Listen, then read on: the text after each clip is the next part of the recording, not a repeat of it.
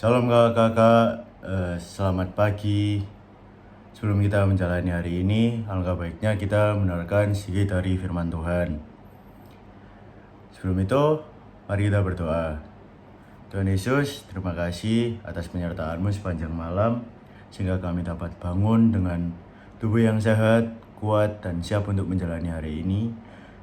Dan juga terima kasih Engkau masih memberi kami nafas kehidupan, sehingga kami dapat berjuang mencapai tujuan hidup kita. Berkati firman yang akan kami renungkan ya Tuhan, agar dapat menjadi pedoman bagi hidup kita masing-masing. Terima kasih ya Tuhan, dalam nama Yesus Kristus, haleluya, amin. Jadi teman-teman, judul firman yang akan saya bacakan yaitu lebih dari pemenang. Sebelum itu mari kita baca Roma 8 ayat 17. Saya bacakan. Dan jika kita adalah anak, maka kita juga adalah ahli waris. Maksudnya orang-orang yang berhak menerima janji-janji Allah, yang akan menerimanya bersama-sama dengan Kristus. Yaitu jika kita menderita bersama-sama dengan Dia, supaya kita juga dipermuliakan bersama-sama dengan Dia. Jadi, pasti kita pernah mengalami di mana kita mencari kesibukan. Biasanya, selain kesibukan yang mendatangkan uang, juga kesibukan yang mendatangkan kesenangan.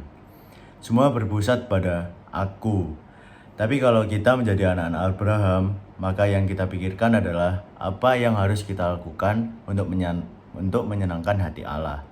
Jadi, dibenarkan karena iman itu bukan sekadar kita mempercayai Yesus sebagai Tuhan dan Juru Selamat, melainkan mempertaruhkan seluruh hidup kita untuk itu. Salahnya, banyak orang, mereka membaca kitab Roma tanpa melihat latar belakangnya. Tidak melihat konteks zaman, ini jemaat Roma, yang hidupnya seperti telur di ujung tanduk, yang nyawanya diburi oleh para penguasa. Pada suatu kesempatan, kota Roma dibakar oleh Nero. Sebenarnya Kaisar Nero bermaksud untuk memperluas istananya. Tetapi hal itu dipakai sebagai alasan untuk membunuh orang Kristen, karena ia menuduh orang Kristen sebagai pelakunya. Bahkan di dalam tradisi gereja, dikisahkan bahwa Petrus sendiri sempat kabur dari kota Roma karena tidak tahan terhadap penganiayaan hebat yang berkecamuk di kota itu terhadap orang Kristen. Dan menurut dokumen gereja, Petrus bertemu dengan Yesus yang mau menuju kota Roma. Peristiwa itu terkenal dengan istilah Quo Vadis Domine, yang artinya mau kemana Tuhan? Lalu Yesus menjawab, aku mau ke kota Roma, mendampingi umatku. Petrus terpukul, maka dia balik lagi ke kota Roma dan mati disalib dengan kepala di bawah. Jadi, percaya kepada Yesus itu paket habis hidupnya.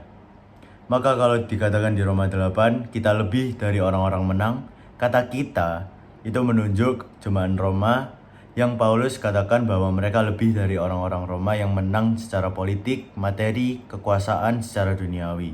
Apa alasannya? Mereka mengalami penindasan, kelaparan, ketelanjangan, tapi mereka tidak terpisah dari kasih Kristus, itu menangnya. Ironis, banyak orang Kristen hari ini berprinsip bahwa kita lebih dari pemenang, tanpa mengerti apa maksudnya. Kita lebih dari orang-orang menang, walaupun secara materi, kedudukan, kekuasaan kita kurang, karena tidak ada yang bisa memisahkan kita dari kasih Kristus. Jadi, kita dibenarkan karena iman itu. Artinya kita dianggap, dinilai, berkeadaan, benar, karena kita berkeadaan seperti Yesus. Beriman kepada Yesus, itu berarti hidup seperti Yesus hidup. Yesus berkata, kalau aku Tuhan dan gurumu, aku mengalami penderitaan. Kamu juga mengalaminya. Maka seluruh hidup kita harus diserahkan. Barulah di situ kita bertemu Tuhan. Tidak bisa setengah-setengah. Namun banyak orang Kristen yang memberikan untuk Tuhan, paket hemat atau paket murah. Padahal Yesus sudah berkata di Lukas 14 ayat 33, barang siapa tidak melepaskan dirinya dari segala miliknya, ia tak dapat jadi muridku. Jadi, Kita dibenarkan bukan karena iman, artinya bukan sekedar meyakini Yesus Tuhan dan Juru Selamat, melainkan karena perbuatan. Apa perbuatannya? Lihat bagaimana Abraham mengorbankan anaknya, Ishak. Roma 8 bicara soal penderitaan bersama Tuhan. Dan paket ini harus dimiliki oleh semua kita. Menjadikan Tuhan itu segalanya, maka seperti Abraham mempersembahkan anaknya, Ishak, menunjukkan iman percayanya itu. Maka kita pun harus berani mempersembahkan apapun untuk Tuhan. Hidup ini menjadi luar biasa kalau kita berani mempertaruhkan diri kita untuk berinteraksi dengan Allah di tengah dunia kita yang gelap dan dosa ini. Kita harus memiliki positioning dengan segala harga yang harus kita bayar. Ibarat ikan, kita harus jadi ikan yang hidup, yang walaupun sekitar kita airnya asin, kita tetap tawar. Tapi kalau kita adalah ikan yang mati, maka kita akan ikut asin, digarami oleh air laut. Jadi bagaimana kita bisa mengalami Tuhan ketika kita menjanjikan Dia segalanya? Dan Tuhan pasti merasa kalau kita menjadikan Dia segalanya atau tidak. Kita hari ini belum sempurna, tapi kita harus memaksakan diri. Kobarkan cinta kita kepadanya, setinggi-tingginya kita terbang supaya suasana surga turun, tetapi sering kita tidak sampai. Bagaimana kita bisa terbang kalau tiap hari kita tidak terbang? Dia harus menjadi segalanya dalam hidup kita setiap hari. Itu rahasia yang pertama. Yang kedua, jangan punya keinginan dan kesenangan apapun. Kalau masih ada dosa dalam diri atau kesenangan tertentu yang Tuhan tidak berkenan, minta Tuhan beritahu. Dan segera harus kita tinggalkan supaya saya bisa terbang setinggi-tingginya. Kalau kita melakukannya dengan sungguh-sungguh, Roh Kudus akan pimpin, Roh Kudus akan tuntun kita. Amin. Ya, sekian dari renungan singkat yang dapat saya sampaikan. Sebelum kita menjalani hari ini, mari kita berdoa. Tuhan Yesus, terima kasih kami telah menerangkan sedikit dari firman-Mu.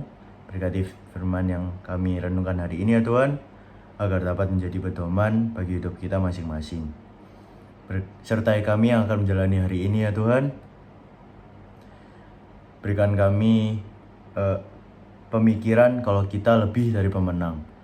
Dalam nama Yesus Kristus kami sudah berdoa dan mengucap syukur. Haleluya, amin. Terima kasih.